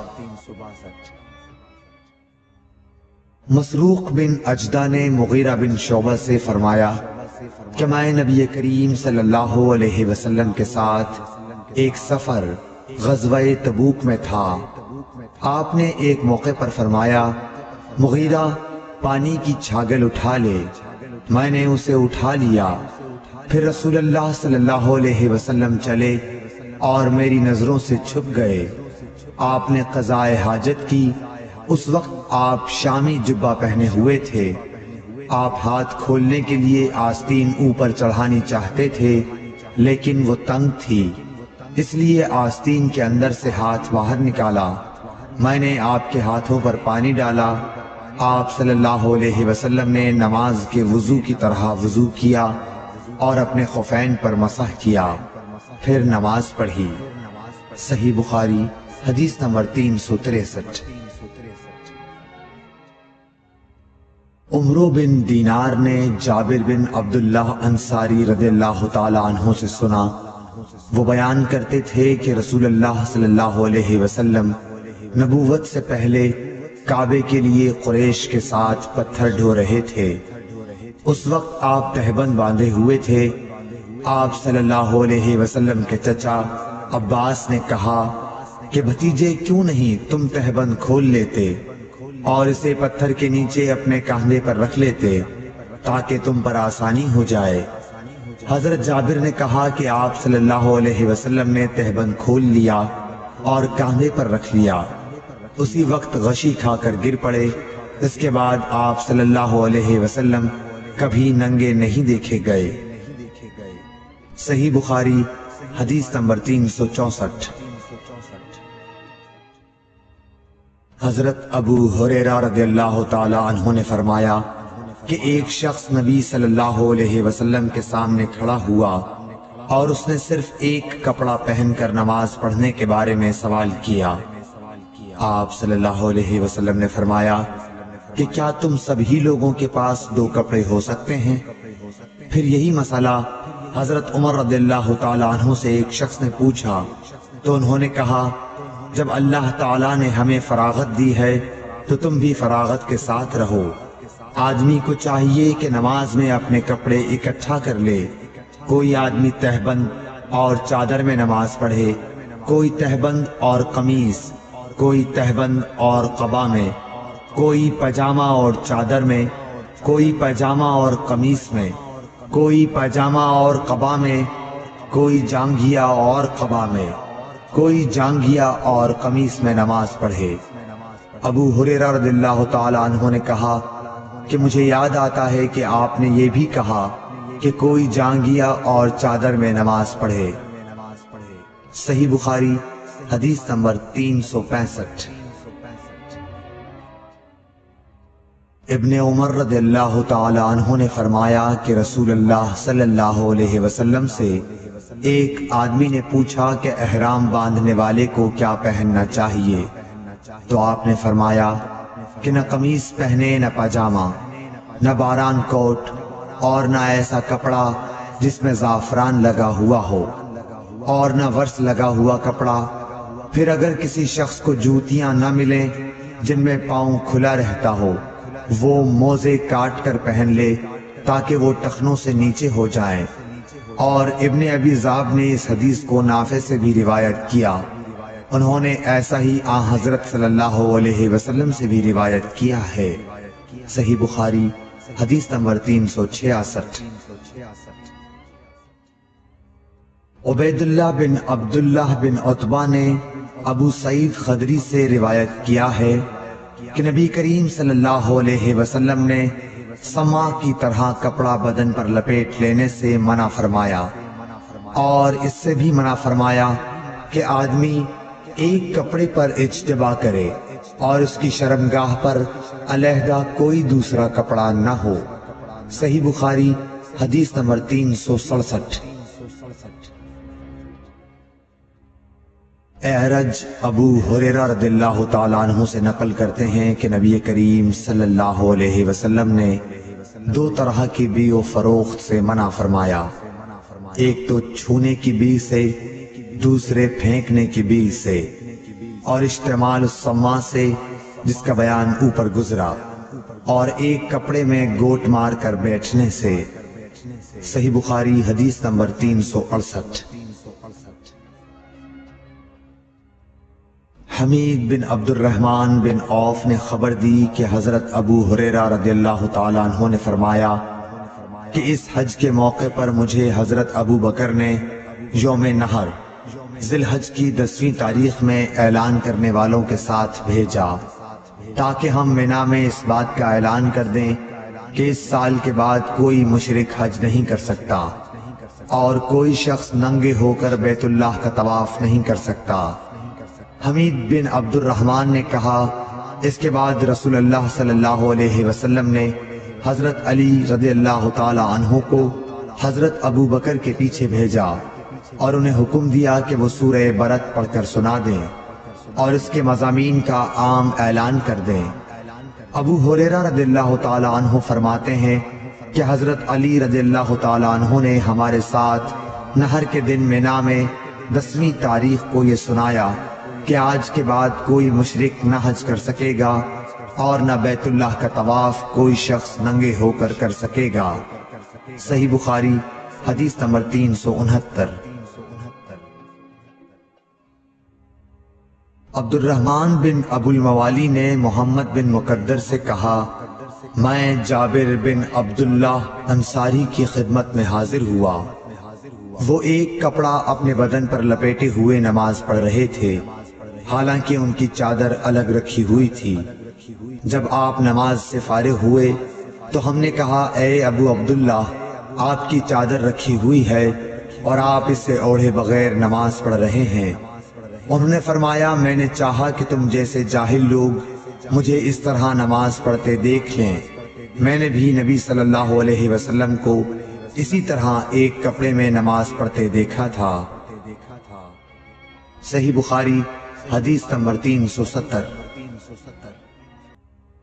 عبد العزیز بن صہیب نے انس بن مالک رضی اللہ تعالی عنہ سے روایت کی کہ نبی کریم صلی اللہ علیہ وسلم غزوہ خیبر میں تشریف لے گئے۔ ہم نے وہاں فجر کی نماز اندھیرے ہی میں پڑھی۔ پھر نبی صلی اللہ علیہ وسلم سوار ہوئے اور ابو طلحہ بھی سوار ہوئے۔ میں ابو طلحہ کے پیچھے بیٹھا ہوا تھا۔ نبی صلی اللہ علیہ وسلم نے اپنی سواری کا رخ خیبر کی گلیوں کی طرف کر دیا۔ میرا گھٹنا نبی کریم صلی اللہ علیہ وسلم کی ران سے چھو جاتا تھا۔ پھر نبی کریم صلی اللہ علیہ وسلم نے اپنی ران سے تہبند کو ہٹایا، یہاں تک کہ میں نبی کریم صلی اللہ علیہ وسلم کی شفاف اور سفید رانوں کی سفیدی اور چمک دیکھنے لگا۔ جب آپ خیبر کی بستی میں داخل ہوئے تو آپ صلی اللہ علیہ وسلم نے فرمایا کہ اللہ اکبر، اللہ سب سے بڑا ہے، خیبر برباد ہو گیا۔ جب ہم کسی قوم کے آنگن میں اتر جائیں تو ڈرائے ہوئے لوگوں کی صبح منحوس ہو جاتی ہے۔ آپ نے یہ 3 مرتبہ فرمایا۔ انس رضی اللہ تعالی عنہ نے کہا کہ خیبر کے یہودی لوگ اپنے کاموں کے لیے باہر نکلے ہی تھے کہ وہ چلا اٹھے، محمد صلی اللہ علیہ وسلم آن پہنچے۔ اور عبد العزیز راوی نے کہا کہ بعض حضرت انس رضی اللہ تعالی عنہ سے روایت کرنے والے ہمارے ساتھیوں نے والخمیس کا لفظ بھی نقل کیا ہے، یعنی وہ چلا اٹھے کہ محمد لشکر لے کر پہنچ گئے۔ بس ہم نے خیبر لڑ کر فتح کر لیا اور قیدی جمع کیے گئے۔ پھر وہی رضی اللہ تعالی عنہ آئے اور عرض کی کہ یا رسول اللہ صلی اللہ علیہ وسلم، قیدیوں میں سے کوئی باندی مجھے عنایت کیجیے۔ آپ صلی اللہ علیہ وسلم نے فرمایا کہ جاؤ کوئی باندی لے لو۔ انہوں نے صفیہ بنت حی کو لے لیا۔ پھر ایک شخص نبی کریم صلی اللہ علیہ وسلم کی خدمت میں حاضر ہوا اور عرض کی کہ یا رسول اللہ، صفیہ جو قریظہ اور نزیر کے سردار کی بیٹی ہیں، انہیں آپ نے ضحیہ کو دے دیا، وہ تو صرف آپ ہی کے لیے مناسب تھیں۔ اس پر آپ نے فرمایا کہ وحیہ کو صفیہ کے ساتھ بلاؤ۔ وہ لائے گئے۔ جب نبی کریم صلی اللہ علیہ وسلم نے انہیں دیکھا تو فرمایا کہ قیدیوں میں سے کوئی اور باندی لے لو۔ راوی نے کہا کہ پھر نبی کریم صلی اللہ علیہ وسلم نے صفیہ کو آزاد کر دیا اور انہیں اپنے نکاح میں لے لیا۔ ثابت بنانی نے حضرت انس رضی اللہ تعالی عنہ سے پوچھا کہ ابو حمزہ، ان کا مہر حضور صلی اللہ علیہ وسلم نے کیا رکھا تھا؟ حضرت انس رضی اللہ عنہ نے فرمایا کہ خود انہی کی آزادی ان کا مہر تھا اور اسی پر آپ نے نکاح کیا۔ پھر راستے ہی میں ام سلیم رضی اللہ عنہ حضرت انس رضی اللہ عنہ کی والدہ نے انہیں دلہن بنایا اور نبی کریم صلی اللہ علیہ وسلم کے پاس رات کے وقت بھیجا۔ اب نبی کریم صلی اللہ علیہ وسلم دلہا تھے، اس لیے آپ نے فرمایا کہ جس کے پاس بھی کچھ کھانے کی چیز ہو تو یہاں لائے۔ آپ نے ایک چمڑے کا دسترخوان بچھایا، بعض صحابہ کھجور لائے، بعض گھی۔ عبدالعزیز نے کہا کہ میرا خیال ہے حضرت انس رضی اللہ عنہ نے ستو کا بھی ذکر کیا۔ پھر لوگوں نے ان کا حلوہ بنا لیا۔ یہ رسول اللہ صلی اللہ علیہ وسلم کا ولیمہ تھا۔ صحیح بخاری حدیث نمبر 371۔ عروہ بن زبیر نے خبر دی کہ حضرت عائشہ رضی اللہ عنہا نے فرمایا کہ نبی صلی اللہ علیہ وسلم فجر کی نماز پڑھتے اور آپ صلی اللہ علیہ وسلم کے ساتھ نماز میں کئی مسلمان عورتیں اپنی چادریں اوڑھے ہوئے شریک نماز ہوتی، پھر اپنے گھروں کو واپس چلی جاتی تھیں۔ اس وقت انہیں کوئی پہچان نہیں سکتا تھا۔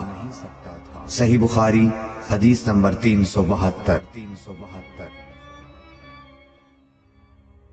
ابن شہاب نے بیان کیا کہ انہوں نے عروہ سے ام المومنین حضرت عائشہ رضی اللہ تعالی عنہا سے کہ نبی صلی اللہ علیہ وسلم نے ایک چادر میں نماز پڑھی جس میں نقش و نگار تھے۔ آپ صلی اللہ علیہ وسلم نے انہیں ایک مرتبہ دیکھا، پھر جب نماز سے فارغ ہوئے تو فرمایا کہ میری یہ چادر ابو جہم عامر بن حذیفہ کے پاس لے جاؤ اور ان کی انجانیاں والی چادر لے آؤ، کیونکہ اس چادر نے ابھی نماز سے مجھ کو غافل کر دیا۔ اور ہشام بن عروہ نے اپنے والد سے روایت کی، انہوں نے عائشہ رضی اللہ عنہا سے کہ نبی صلی اللہ علیہ وسلم نے فرمایا کہ میں نماز میں اس کے نقش و نگار دیکھ رہا تھا، پس میں ڈرا کہ کہیں یہ مجھے غافل نہ کر دے۔ صحیح بخاری حدیث نمبر 373۔ عبدالعزیز بن صہیب نے انس رضی اللہ عنہ سے نقل کیا کہ حضرت عائشہ رضی اللہ عنہا کے پاس ایک رنگین باریک پردہ تھا جسے انہوں نے اپنے گھر کے ایک طرف پردے کے لیے لٹکا دیا تھا۔ آپ صلی اللہ علیہ وسلم نے فرمایا کہ میرے سامنے سے اپنا یہ پردہ ہٹا دو، کیونکہ اس پر نقش شدہ تصاویر برابر میری نماز میں خلل انداز ہوتی رہی ہیں۔ صحیح بخاری حدیث نمبر 374۔ عقبہ بن عامر نے کہا کہ نبی کریم صلی اللہ علیہ وسلم کو ایک ریشم کی قبا تحفے میں دی گئی، اسے آپ نے پہنا اور نماز پڑھی، لیکن آپ جب نماز سے فارغ ہوئے تو بڑی تیزی کے ساتھ اسے اتار دیا، گویا آپ اسے پہن کر ناگواری محسوس کر رہے تھے۔ پھر آپ نے فرمایا یہ پرہیزگاروں کے لائق نہیں ہے۔ صحیح بخاری حدیث نمبر 375۔ ابو جحیفہ وہب بن عبداللہ سے روایت ہے کہ میں نے رسول اللہ صلی اللہ علیہ وسلم کو ایک سرخ چمڑے کے خیمے میں دیکھا، اور میں نے یہ بھی دیکھا کہ بلال رضی اللہ تعالی عنہ حضور صلی اللہ علیہ وسلم کو وضو کرا رہے ہیں، اور ہر شخص آپ کے وضو کا پانی حاصل کرنے کے لیے ایک دوسرے سے آگے بڑھنے کی کوشش کر رہا ہے۔ اگر کسی کو تھوڑا سا بھی پانی مل جاتا تو وہ اسے اپنے اوپر مل لیتا، اور اگر کوئی پانی نہ پا سکتا تو اپنے ساتھی کے ہاتھ کی تری ہی حاصل کرنے کی کوشش کرتا۔ پھر میں نے بلال رضی اللہ تعالی عنہ کو دیکھا کہ انہوں نے اپنی ایک برچھی اٹھائی جس کے نیچے لوہے کا پھل لگا ہوا تھا، اور اسے انہوں نے گاڑ دیا۔ نبی کریم صلی اللہ علیہ وسلم ڈیرے میں سے ایک سرخ پوشاک پہنے ہوئے تہبند اٹھائے ہوئے باہر تشریف لائے اور برچھی کی طرف منہ کر کے لوگوں کو 2 رکعت نماز پڑھائی۔ میں نے دیکھا کہ آدمی اور جانور برچھی کے پرے سے گزر رہے تھے۔ صحیح بخاری حدیث نمبر 376۔ لوگوں نے سہل بن سعد سعدی سے پوچھا کہ منبر نبوی کس چیز کا تھا؟ آپ نے فرمایا کہ اب دنیا اسلام میں اس کے متعلق مجھ سے زیادہ جاننے والا کوئی باقی نہیں رہا۔ منبر غابہ کے چھاؤ سے بنا تھا، فلاں عورت کے غلام فلاں نے اسے رسول اللہ صلی اللہ علیہ وسلم کے لیے بنایا تھا۔ جب وہ تیار کر کے مسجد میں رکھا گیا تو رسول اللہ صلی اللہ علیہ وسلم اس پر کھڑے ہوئے، اور آپ نے قبلے کی طرف اپنا منہ کیا اور تکبیر کہی، اور لوگ آپ کے پیچھے کھڑے ہو گئے۔ پھر آپ نے قرآن مجید کی آیتیں پڑھیں اور رکوع کیا۔ آپ کے پیچھے تمام لوگ بھی رکوع میں چلے گئے۔ پھر آپ نے اپنا سر اٹھایا، پھر اسی حالت میں آپ الٹے پاؤں پیچھے ہٹے، پھر زمین پر سجدہ کیا، پھر منبر پر دوبارہ تشریف لائے اور قرأت کی، پھر رکوع کیا، پھر رکوع سے سر اٹھایا اور قبلے ہی کی طرف رخ کیے ہوئے پیچھے لوٹے اور زمین پر سجدہ کیا۔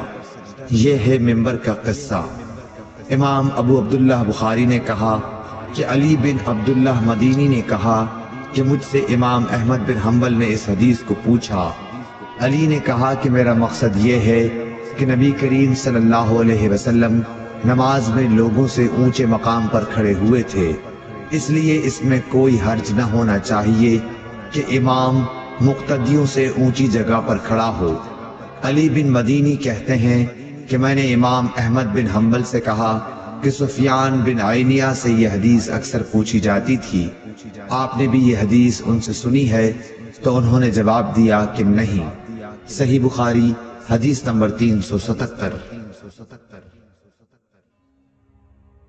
حمید طویل نے خبر دی انس بن مالک سے کہ نبی کریم صلی اللہ علیہ وسلم 5 ہجری میں اپنے گھوڑے سے گر گئے تھے، جس سے آپ کی پنڈلی یا کندھا زخمی ہو گئے، اور آپ نے 1 مہینے تک اپنی بیویوں کے پاس نہ جانے کی قسم کھائی۔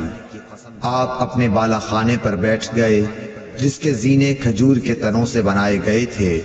صحابہ مزاج پرسی کو آئے، آپ نے انہیں بیٹھ کر نماز پڑھائی اور وہ کھڑے تھے۔ جب آپ نے سلام پھیرا تو فرمایا کہ امام اس لیے ہے کہ اس کی پیروی کی جائے، پس جب وہ تکبیر کہے تو تم بھی تکبیر کہو، اور جب وہ رکوع میں جائے تو تم بھی رکوع میں جاؤ، اور جب وہ سجدہ کرے تو تم بھی سجدہ کرو، اور اگر کھڑے ہو کر تمہیں نماز پڑھائے تو تم بھی کھڑے ہو کر نماز پڑھو۔ اور آپ 29 دن بعد نیچے تشریف لائے تو لوگوں نے کہا یا رسول اللہ، آپ نے تو 1 مہینے کے لیے قسم کھائی تھی۔ آپ نے فرمایا کہ یہ مہینہ 29 دن کا ہے۔ صحیح بخاری حدیث نمبر 378۔ عبداللہ بن شداد نے حضرت میمونہ رضی اللہ تعالی عنہ سے روایت کی، آپ نے فرمایا کہ نبی صلی اللہ علیہ وسلم نماز پڑھتے اور حائضہ ہونے کے باوجود میں ان کے سامنے ہوتی۔ اکثر جب آپ سجدہ کرتے تو آپ کا کپڑا مجھے چھو جاتا۔ انہوں نے کہا کہ آپ کھجور کے پتوں سے بنے ہوئے ایک چھوٹے سے مصلے پر نماز پڑھتے تھے۔ صحیح بخاری حدیث نمبر 379۔ انس بن مالک سے روایت ہے کہ ان کی نانی ملیکہ نے رسول اللہ صلی اللہ علیہ وسلم کو کھانا تیار کر کے کھانے کے لیے بلایا۔ آپ نے کھانے کے بعد فرمایا کہ آؤ تمہیں نماز پڑھا دوں۔ انس رضی اللہ تعالی عنہ نے کہا کہ میں نے اپنے گھر سے ایک بوریا اٹھایا جو کثرت استعمال سے کالا ہو گیا تھا۔ میں نے اس پر پانی چھڑکا، پھر رسول اللہ صلی اللہ علیہ وسلم نماز کے لیے اسی بوریے پر کھڑے ہوئے، اور میں اور ایک یتیم کہ رسول اللہ صلی اللہ علیہ وسلم کے غلام ابو زمیرہ کے لڑکے ضمیرہ آپ کے پیچھے صف باندھ کر کھڑے ہو گئے، اور بوڑھی عورت انس کی نانی ملیکہ ہمارے پیچھے کھڑی ہوئیں۔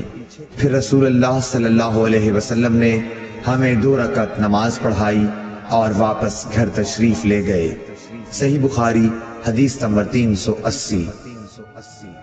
ام المومنین میمونہ رضی اللہ تعالی عنہا سے روایت ہے، انہوں نے کہا کہ نبی کریم صلی اللہ علیہ وسلم سجدہ گاہ یعنی چھوٹے مصلے پر نماز پڑھا کرتے تھے۔ صحیح بخاری حدیث نمبر 381۔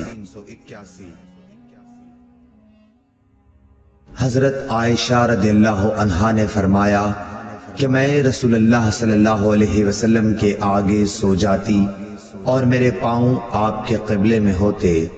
جب آپ سجدہ کرتے تو میرے پاؤں کو آہستہ سے دبا دیتے، میں اپنے پاؤں سمیٹ لیتی، اور آپ جب کھڑے ہو جاتے تو میں انہیں پھر پھیلا دیتی۔ ان دنوں گھروں میں چراغ بھی نہیں ہوا کرتے تھے۔ صحیح بخاری حدیث نمبر 382۔ عروہ نے خبر دی کہ حضرت عائشہ رضی اللہ تعالی عنہا نے انہیں بتایا کہ رسول اللہ صلی اللہ علیہ وسلم اپنے گھر کے بچھونے پر نماز پڑھتے، اور حضرت عائشہ رضی اللہ تعالی عنہا آپ کے اور قبلے کے درمیان اس طرح لیٹی ہوتی جیسے نماز کے لیے جنازہ رکھا جاتا ہے۔ صحیح بخاری حدیث نمبر 383۔ عروہ بن زبیر سے روایت ہے کہ نبی کریم صلی اللہ علیہ وسلم اس بچھونے پر نماز پڑھتے جس پر آپ اور حضرت عائشہ رضی اللہ تعالی عنہا سوتے، اور حضرت عائشہ رضی اللہ تعالی عنہا آپ کے اور قبلے کے درمیان اس بستر پر لیٹی رہتی۔ صحیح بخاری حدیث نمبر 384۔ انس بن مالک رضی اللہ تعالی عنہ نے کہا کہ ہم نبی کریم صلی اللہ علیہ وسلم کے ساتھ نماز پڑھتے تھے، پھر سخت گرمی کی وجہ سے کوئی ہم میں سے اپنے کپڑے کا کنارہ سجدے کی جگہ رکھ لیتا۔ صحیح بخاری حدیث نمبر 385۔ ابو مسلمہ سعید بن یزید ازدی نے انس بن مالک رضی اللہ تعالی عنہ سے پوچھا کہ کیا نبی کریم صلی اللہ علیہ وسلم اپنی جوتیاں پہن کر نماز پڑھتے تھے؟ تو انہوں نے فرمایا کہ ہاں۔ صحیح بخاری حدیث نمبر 386۔ ابراہیم نخعی حمام بن حارث سے روایت کرتے تھے، انہوں نے کہا کہ میں نے جریر بن عبداللہ کو دیکھا، انہوں نے پیشاب کیا، پھر وضو کیا اور اپنے موزوں پر مسح کیا، پھر کھڑے ہوئے اور موزوں سمیت نماز پڑھی۔ آپ سے جب اس کے متعلق پوچھا گیا تو فرمایا کہ میں نے نبی کریم صلی اللہ علیہ وسلم کو ایسا ہی کرتے دیکھا ہے۔ ابراہیم نخعی نے کہا کہ یہ حدیث لوگوں کی نظر میں بہت پسندیدہ تھی کیونکہ جریر رضی اللہ تعالی عنہ آخر میں اسلام لائے تھے۔ صحیح بخاری حدیث نمبر 387۔ مغیرہ بن شعبہ نے کہا کہ میں نے نبی کریم صلی اللہ علیہ وسلم کو وضو کرایا، آپ نے اپنے موزوں پر مسح کیا اور نماز پڑھی۔ صحیح بخاری حدیث نمبر 388۔ حذیفہ رضی اللہ تعالی عنہ نے ایک شخص کو دیکھا جو رکوع اور سجدہ پوری طرح نہیں کرتا تھا۔ جب اس نے اپنی نماز پوری کر لی تو حذیفہ رضی اللہ تعالی عنہ نے فرمایا کہ تم نے نماز ہی نہیں پڑھی۔ ابو وائل راوی نے کہا میں خیال کرتا ہوں کہ حضرت حذیفہ رضی اللہ تعالی عنہ نے یہ بھی فرمایا کہ اگر تو ایسی ہی نماز پر مر جاتا تو آن حضرت صلی اللہ علیہ وسلم کی سنت پر نہیں مرتا۔ صحیح بخاری حدیث نمبر 389۔ عبداللہ بن مالک بن بحینہ سے روایت ہے کہ نبی کریم صلی اللہ علیہ وسلم جب نماز پڑھتے تو اپنے بازوؤں کے درمیان اس قدر کشادگی کر دیتے کہ دونوں بغلوں کی سفیدی ظاہر ہونے لگتی تھی، اور لیث نے یوں کہا کہ مجھ سے جعفر بن ربیعہ نے اسی طرح حدیث بیان کی۔ صحیح بخاری حدیث نمبر 390۔ انس بن مالک رضی اللہ تعالی عنہ نے کہا کہ رسول اللہ صلی اللہ علیہ وسلم نے فرمایا جس نے ہماری طرح نماز پڑھی اور ہماری طرح قبلے کی طرف منہ کیا اور ہمارے ذبیحہ کو کھایا تو وہ مسلمان ہے جس کے لیے اللہ اور اس کے رسول کی پناہ ہے، بس تم اللہ کے ساتھ اس کی دی ہوئی پناہ میں خیانت نہ کرو۔ صحیح بخاری حدیث نمبر 391۔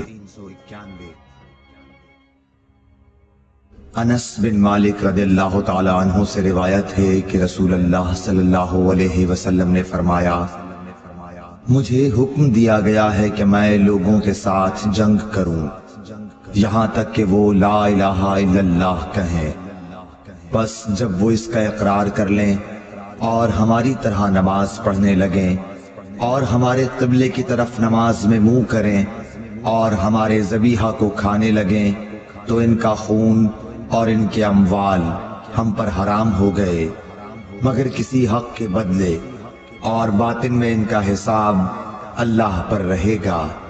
صحیح بخاری حدیث نمبر 392۔ میمون بن سیاح نے حضرت انس بن مالک رضی اللہ تعالیٰ عنہ سے پوچھا کہ اے ابو حمزہ، آدمی کی جان اور مال پر زیادتی کو کیا چیزیں حرام کرتی ہیں؟ تو انہوں نے فرمایا کہ جس نے گواہی دی کہ اللہ کے سوا کوئی معبود نہیں اور ہمارے قبلے کی طرف منہ کیا اور ہماری نماز کی طرح نماز پڑھی اور ہمارے ذبیحہ کو کھایا تو وہ مسلمان ہے۔ پھر اس کے وہی حقوق ہیں جو عام مسلمانوں کے ہیں، اور اس کی وہی ذمہ داریاں ہیں جو عام مسلمانوں پر ہیں۔ اور ابن ابی مریم نے کہا ہمیں یحییٰ بن ایوب نے خبر دی، انہوں نے کہا ہم سے حمید نے حدیث بیان کی، انہوں نے کہا ہم سے انس بن مالک رضی اللہ عنہ نے نبی کریم صلی اللہ علیہ وسلم سے نقل کر کے حدیث بیان کی۔ صحیح بخاری حدیث نمبر 393۔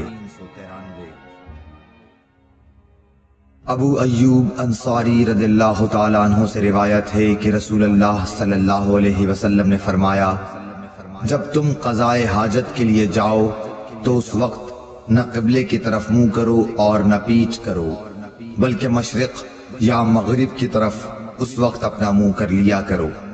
ابو ایوب نے فرمایا کہ ہم جب شام میں آئے تو یہاں کے بیت الخلا قبلہ رخ بنے ہوئے تھے، جب ہم قضائے حاجت کے لیے جاتے تو ہم مڑ جاتے اور اللہ عز و جل سے استغفار کرتے تھے۔ اور ظاہری نے عطا سے اس حدیث کو اسی طرح روایت کیا۔ اس میں یوں ہے کہ عطا نے کہا میں نے ابو ایوب سے سنا، انہوں نے اسی طرح حضرت صلی اللہ علیہ وسلم سے سنا۔ صحیح بخاری حدیث نمبر 394۔ عمرو بن دینار نے کہا ہم نے عبداللہ بن عمر رضی اللہ تعالیٰ عنہ سے ایک ایسے شخص کے بارے میں پوچھا جس نے بیت اللہ کا طواف عمرے کے لیے کیا لیکن صفا اور مروہ کی سعی نہیں کی، کیا ایسا شخص بیت اللہ کے طواف کے بعد اپنی بیوی سے صحبت کر سکتا ہے؟